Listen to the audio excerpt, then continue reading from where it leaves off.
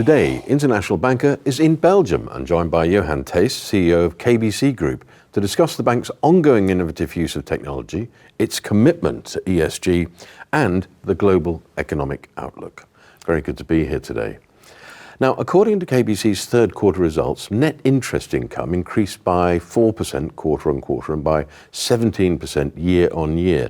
That's 1% quarter on quarter and 14% year on year when recently consolidated Raiffeisen Bank Bulgaria is excluded. To what main factors do you attribute this positive result? Well, it's indeed a very positive result, you can indeed say that. And the main driver of that result is the performance of the interest rates. As we all know, interest rates have been rising, and that was established, let's say, in the beginning of quarter three, but definitely also in quarter four. And has a significant impact on our result, on the net interest income side at least, because it has, of course, a big impact on the reinvestment yields on our entire asset book. And that has a major impact.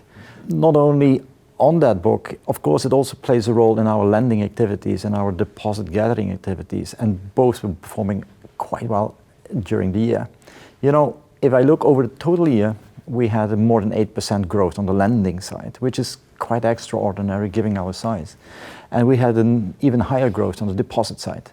Now, with higher interest rates, both can be contributing better, for sure, on the deposit side.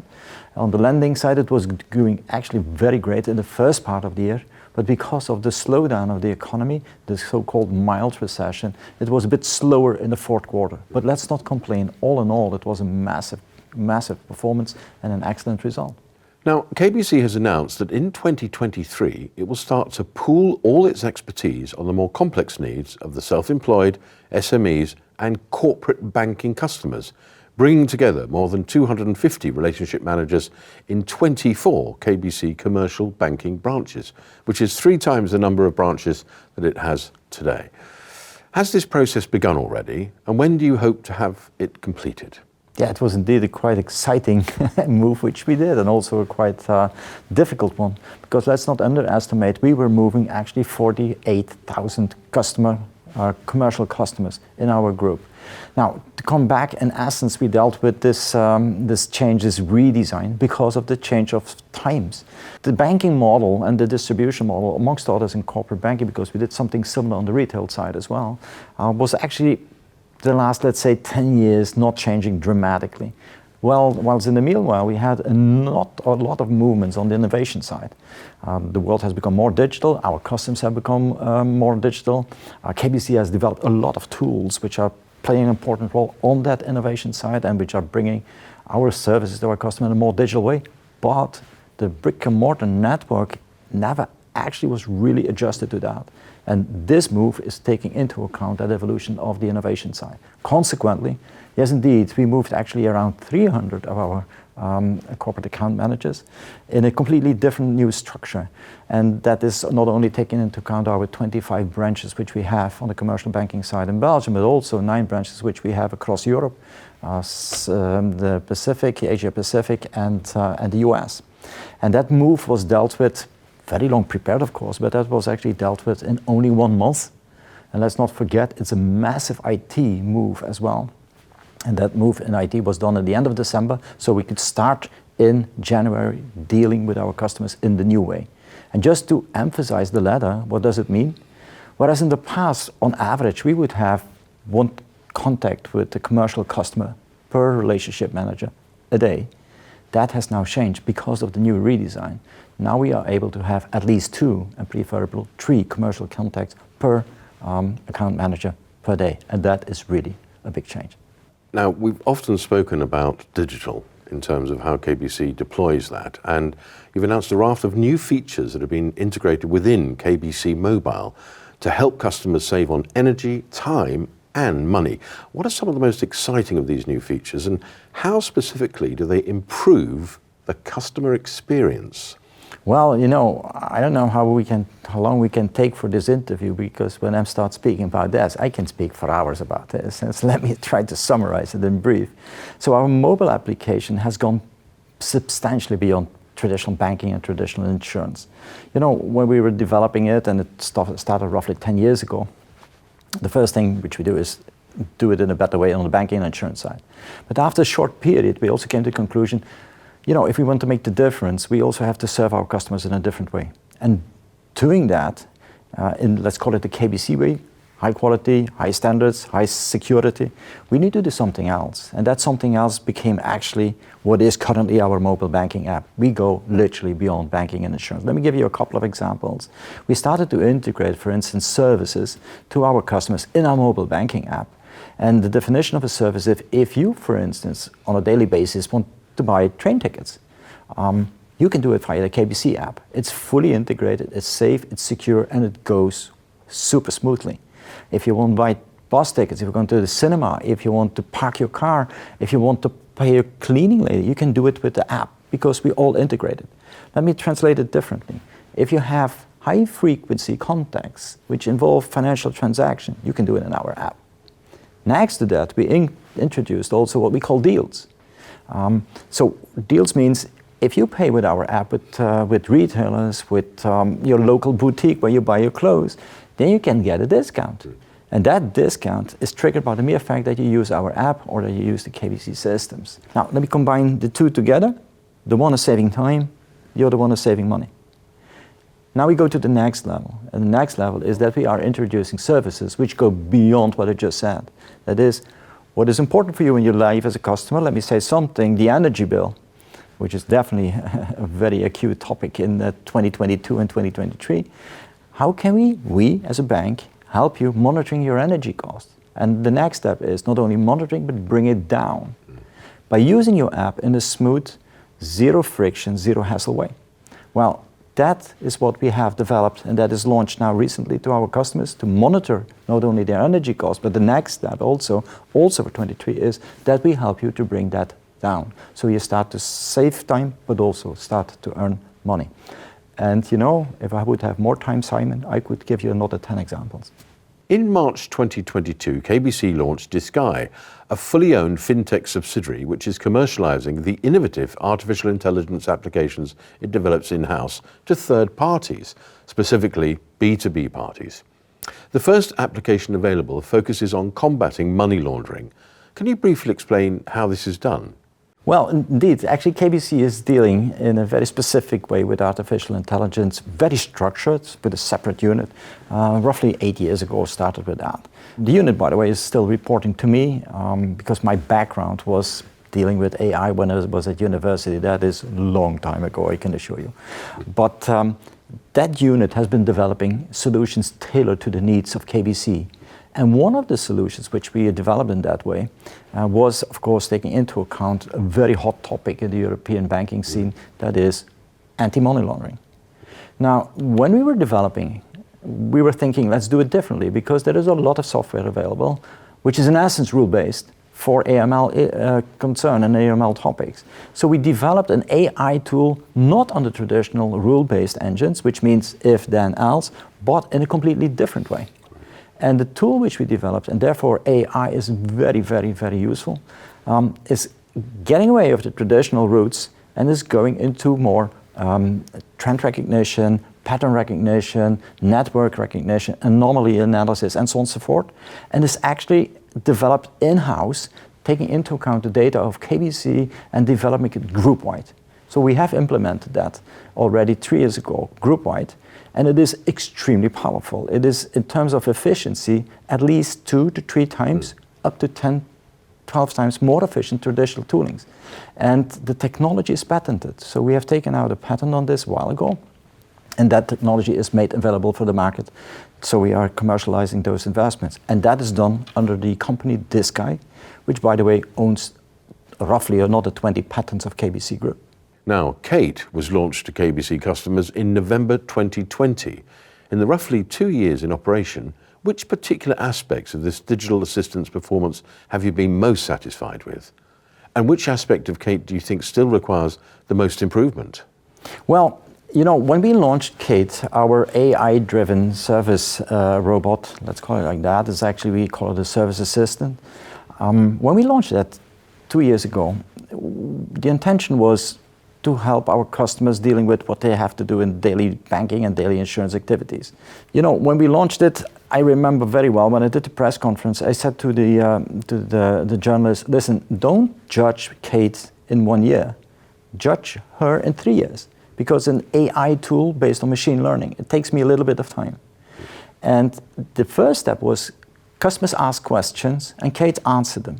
Now we do it in a very specific way. When Kate provides answers, solutions to questions of customers, we want those solutions to be provided back and straight through process. Now what is straight through processing in our definition? It means that if you go online, you go via your mobile phone, you ask Kate a question to say something, I want to have a credit card, a new credit card, then Kate will provide you the answer, gives you the credit card, goes back into our back offices and goes back to the customers without any human being interfering. That part is called straight-through processing. Well, where are we today? We thought originally, 2020 launch, 2023 we will have 30% of our questions of our customers answered by Kate. And we will have, by 2023, roughly 6 out of 10 of our solutions straight-through processed. Well, we misjudged. Currently at the end of 2022, Kate answers 56% of the questions of customers. And the straight-through processing, we still have to provide a little bit more because we're roughly at 47. So we are on a good track to achieve that target by 2023 as well. Now the thing is, and that's what we fundamentally underestimated, Kate is massively picked up by our customers. We have 3 million of our customers in the meanwhile using Kate, and that is not only in Belgium but also in all other countries combined because it's launched out in the meanwhile everywhere. And then the second thing is, they are using it much more than we thought. We have in the meanwhile roughly 15 million interactions between customers and Kate, and with a solution of, let's say, 1 out of 2 questions answered, it is giving also great satisfaction to our customers. The NPS score of Kate are 30 points, which is as good as our brick-and-mortar network, and that is great news. So yes, we will further continue, we will further start to develop, we will start to try to answer all questions with straight-through process solutions, but that's not yet for tomorrow, that's for the day after tomorrow. Well, let's look at the level of performance and accuracy. What are you expecting for Kate by the end of 2023? So we always push the bar a little bit higher because the progress we made, the fact that customers have been picking up Kate much more intensively than anticipated originally, the target is now, let's not only try to answer 30%, which was the original target, we are now at 56% of all questions are answered by Kate. Let's now go to 75, which means 3 out of 4 questions are answered by Kate. And because it seems to be very realistic that we will achieve that, we also repositioning Kate even faster than we anticipated towards the rest of the organization. Because Kate was started with, and that was the original plan, we go to customer, so all customer-facing solutions are provided by Kate. And then the thought was at that time already, and then we'll see how it picks up. If we have time left, then we will start reorienting Kate, not only from customer-facing, but also inward-looking. So dealing with back offices. Well, we have already started with that.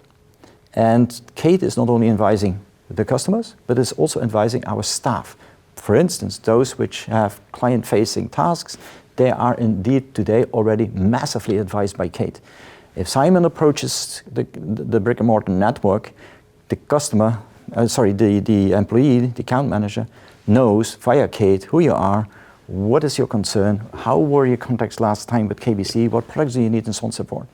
And the next step is that also transitional internal processes, like for instance in a mortgage department, are going to be indeed steered, enhanced, and so on and so forth by Kate. And that's what we currently are developing, and let's not forget, this is done group-wide. And this is a question of kind of efficiency and productivity, just at a time when those two things are critical for businesses. Precisely, and you're spot on, because if you combine indeed the two, not only, the customer-facing side and asking customers questions, but also the straight-through processing, then it fundamentally enhances your productivity. And I fully agree with you.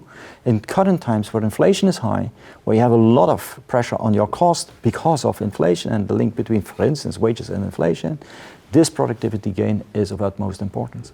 Now, in June 2022, KBC became the first financial institution in Europe to launch its own blockchain-powered digital coin, Kate Coin. In which specific area of the group's activities do you envisage this coin being most frequently used? And what are some of the key ways that users of Kate coin can be rewarded for using the coin over fiat money? Yeah, and I mean, there's also a fundamental change which we have in our group. So indeed, the Kate coin was launched somewhere in the middle of 2022. As a matter of fact, we launched it and we used our staff on a rock festival, Werchter Boutique, which is one of the bigger festivals in Europe. And our staff was using the Kate coin quite massively, 8,000-9,000 people experimenting with the Kate coin, how it worked, and they were excited. You know? So it was a good start. It was a real life test, what it could be and what it should be. Now let me explain you what it is. The Kate coin is what we call, it's according to European standards, an e-money token. You know? You could call it kind of a cryptocurrency. But it is a cryptocurrency in a very specific way. It is a programmable money, so you can define what you can do with it. If it is described what you can do with it, everything else is not possible. Second thing is what we call a closed loop system. It means you can only use it in the loop. Let me give you an example. Everybody knows the London Tube. If you take a train, let me say something, that's the blue line, which goes from Gloucester Road to St. Pancras, and you step in the train in Gloucester Road and you don't step out in between, you end up at St. Pancras. If you don't exit the train there, it drives you back to Gloucester Road and back and forth the whole day if you want to. That's a closed loop. Well, the Kate coin is according to the same principle. When we defined a blue line, for instance, all companies within KBC Group, for instance, the bank, the insurance company, the leasing company, the asset manager, our assistance company, our travel company, what have you, all those companies together, that's the blue line. If you buy a mortgage, we will compensate you also for the fact that you bought that with, let me say something, 100 Kate coins. You can use those Kate coins within KBC Group. It's programmed that it can only be used there. The value of 100 Kate coins is, in this case, 100 euro. And then the nice thing is, we can define it in terms of the value. We could also can define in terms of you can use it for the period of 1 year. Now, combine that with Kate. If you have 100 Kate coins in your wallet, and you have not consumed it yet, Kate can warn you, say, listen, Simon, you still have 100 Kate coins. By the way, they will expire at the end of, let me say something, May. You have still 2-3 months to go. So what do you want me to do? I can also indicate to you that you are missing, for instance, in travel insurance for your upcoming travel, which you do on a yearly basis to the sunny side of Europe.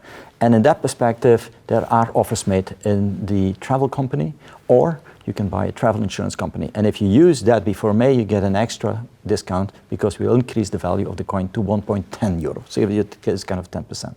That's how it works. And the intrinsic value of the Kate coin is that it steers your behavior, but it also allows us to reward the loyalty of our customer. Now, the more cunning side of the story, this one we already launched. The more cunning side of the story is that you go out of what I call the blue line as an ecosphere. If you go out of that ecosphere, you can start to attract also other parties in the ecosphere. For instance, retailers, other people which have offers to make to our customers. And if you have then the combination with Kate coin, you have the real, I call it the next level of saving time and saving money. Now, the bank's recent economic outlook cites a key problem of the world economy as being excessively high inflation. How much longer do you see this as being a problem, particularly in the Eurozone? And what measures has KBC taken to protect itself against further accelerating prices? Well, indeed, inflation was going through the roof. Let's face it, we were confronted over a period of a very long period, very low inflation numbers. And now we, all of a sudden, in a period of 6 months, it rose to 8-9%. 11% in Belgium, 8-9% in Europe, but even higher in Central Europe. For instance, in Czech Republic, we were confronted with an inflation level of 17%, and that's whopping. The main trigger for that is, I think, manifold. It's not only the war in Ukraine, which is pushing up because of the sanctions and the embargoes, the oil prices and so on and so forth, which is definitely part of the inflationary pressure for sure, but it's also other things. I think also the consequences of the monetary policy, which has happened for good reasons, and the consequences of that are reflected currently in where we are with inflation levels. And then of course you have supply shocks and so on and so forth, which happened in the course of the aftermath of the COVID crisis. But What we see is inflation is high, and there KBC has a very particular view on what's going to happen with that, because we think that inflationary pressure will be still on also in 2023, but also later. So we do not expect that inflation is coming down to, let me say, 1.5–2% any day soon. So there are multiple reasons for that. One of the reasons is, amongst others, China coming back into the world economy. The war is not over yet, so there will be still some pressure on via the sanction embargo on the energy prices. And then last but not least, you have the consequences of IRA, the Inflation Reduction Act, which will definitely have an upward pressure on commodities and also on energy, and the expected European reactions on the green transformation as well, which has the same effect. So we do think that inflation will be remaining higher for longer.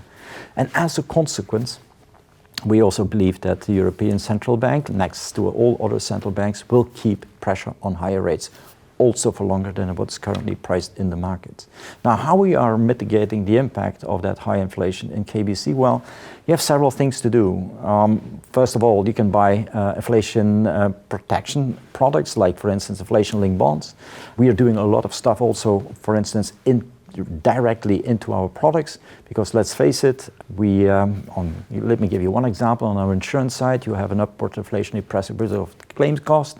Well, we take provisions and actually provisionary actions to mitigate that impact. And then obviously inflation goes in this case hand in hand with interest rates were coming up, and that's kind of a natural hedge, because that pushes up our income, and therefore, unfortunately, income rises are stronger than the inflationary cost. That has then ultimately a positive effect on our P&L.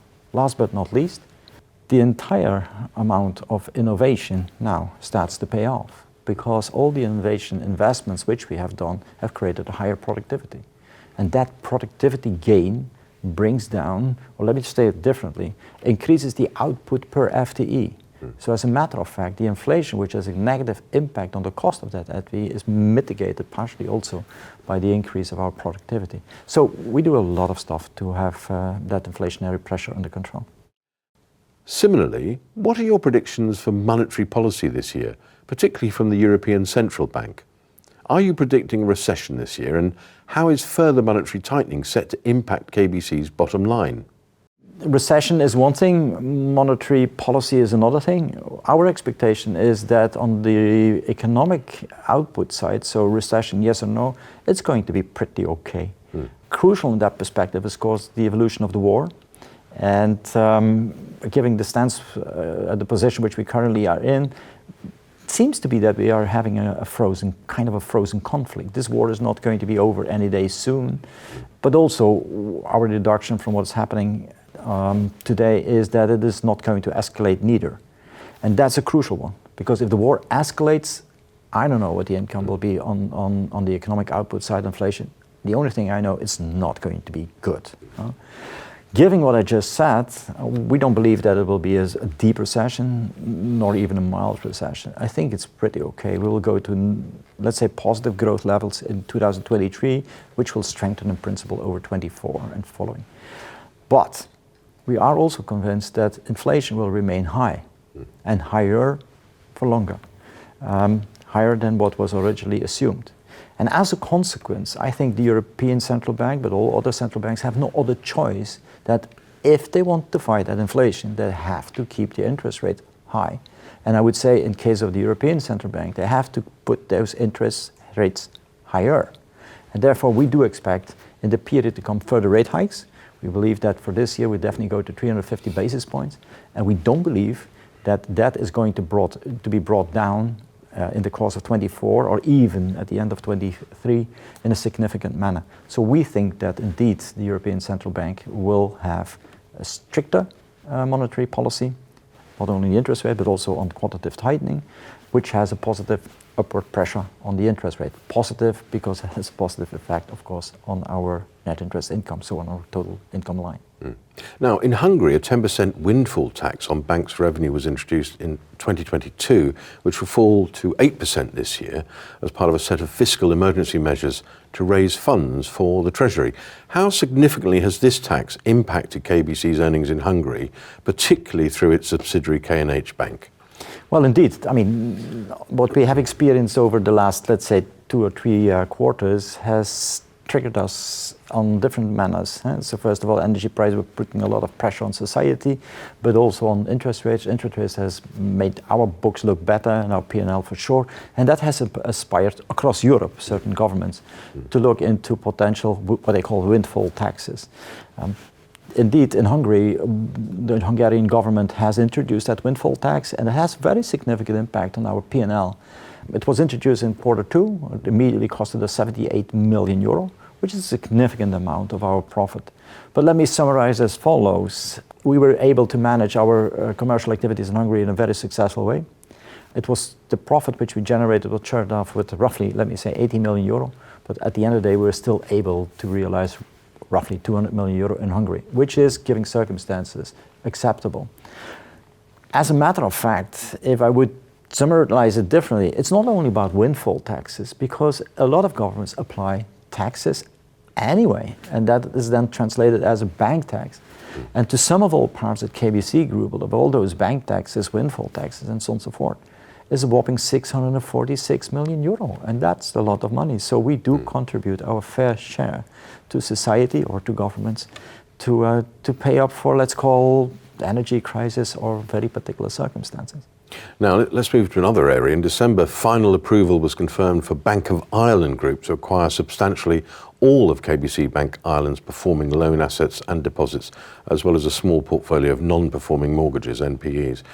When will this final transfer occur and the overall deal transaction be completed? And also, what responsibilities does KBC Group have for the outgoing KBC Bank Ireland staff and employees? Are there any opportunities for them to be retained elsewhere within the company? Well, indeed, you're right. We concluded, we closed our deal with Bank of Ireland Group on the 3rd of February of this year. It was a deal which has taken a bit of time for the approval process. And as a matter of fact, because of that, we were able to prepare very well and very significantly the transfer, which is the consequence of the closing of the deal, the transfer of all the assets which were involved. And to be very straightforward, after the closing, soon thereafter, we did the transfer over the weekend, and it went actually very smoothly.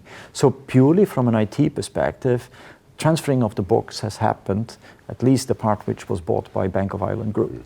Of course, we still have a remaining part, which is very small, which we have to run off now in the period to come. The consequences are obvious, and the consequences are for two stakeholders in this process. First of all, let me start with customers. We have prepared this exit and also therefore the transfer of the books which were sold to Bank of Ireland Group.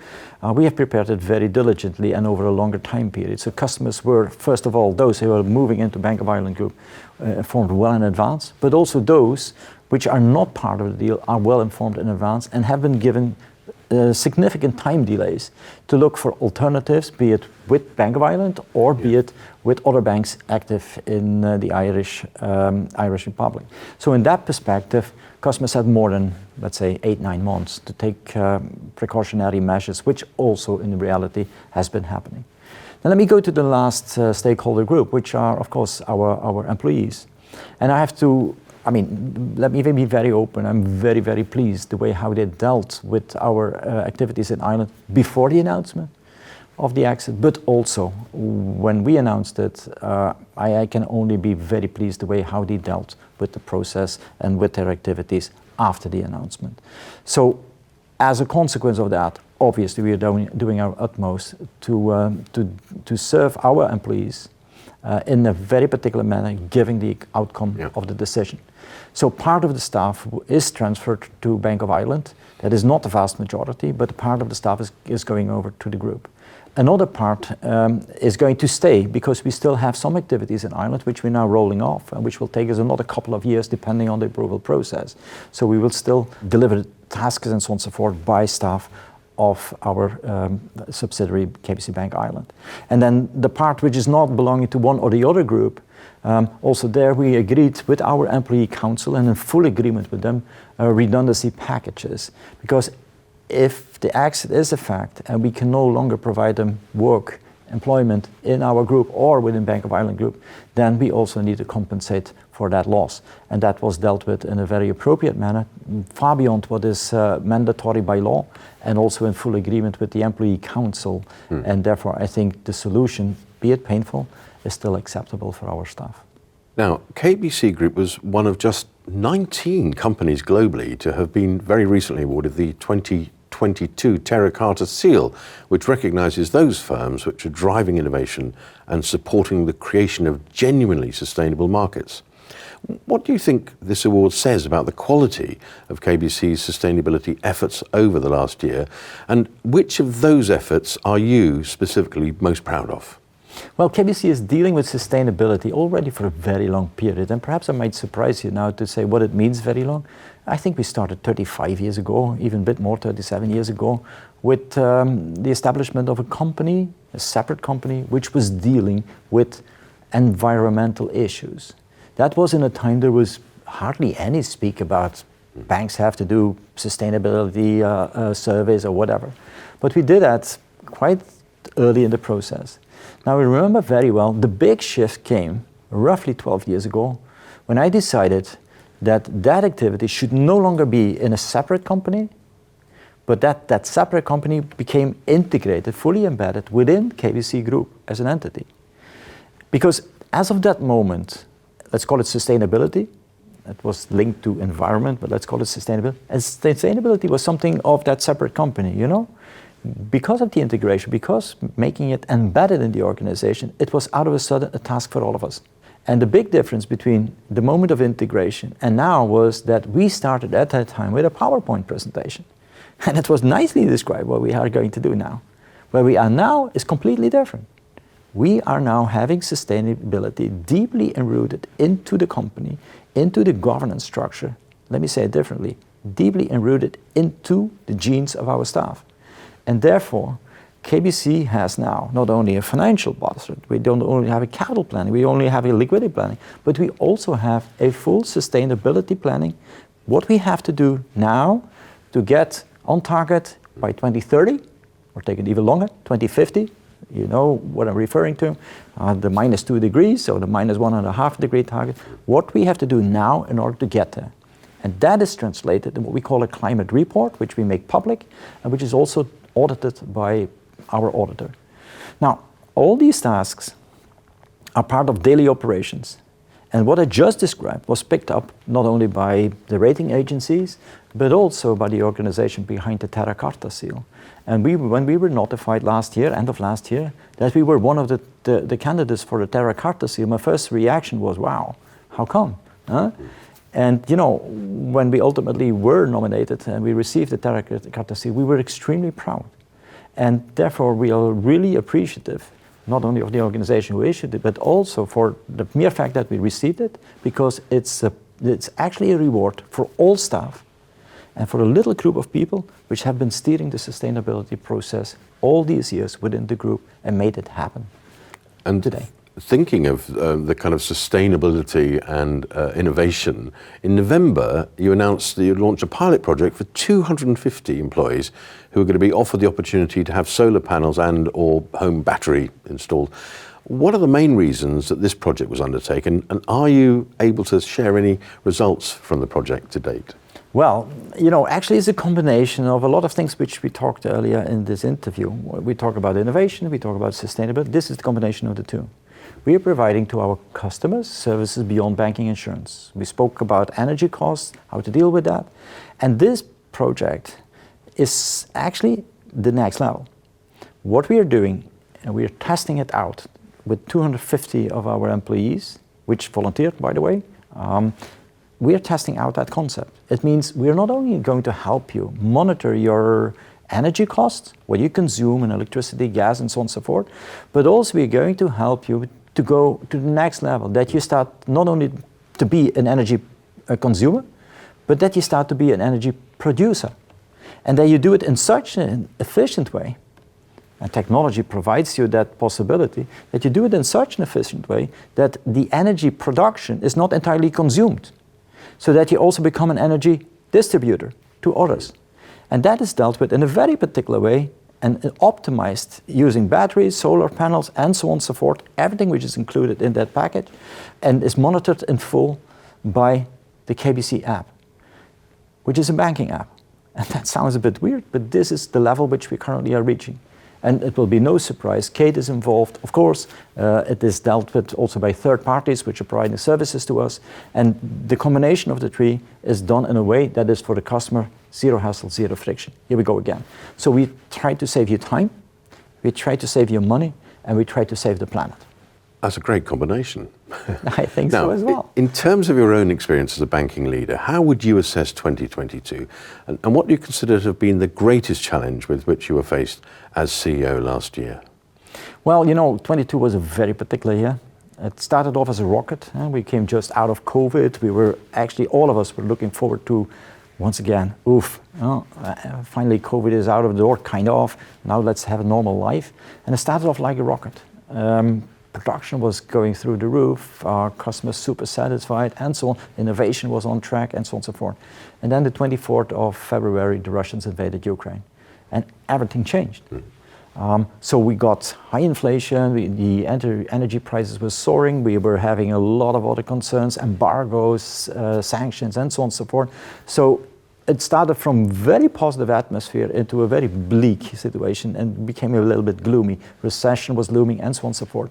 So nevertheless, the business dealt with the year fundamentally excellent, I have to admit, much better than we anticipated. We were able to integrate, or we are integrating, but the process was concluded, the integration of Raiffeisenbank Bulgaria. We were able to conclude the transaction on our assets in Ireland. And we have done a lot of other stuff in that perspective. So actually, despite all the challenges and the difficulties which were surrounding us, very volatile financial markets, so we had a pretty exciting year. We delivered on sustainability, we delivered on innovation. So all in all, it was a bizarre year. It was a very, very unusual year. We had the war, which is absolutely regretful, and I think it's scandalous for a European continent that we in the 21st century are having a war on our continent.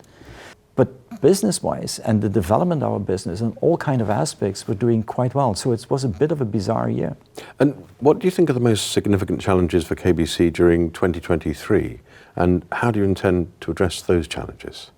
Well, in essence, I could repeat what I said on the year 2022 because a lot of factors remain. The war is still there.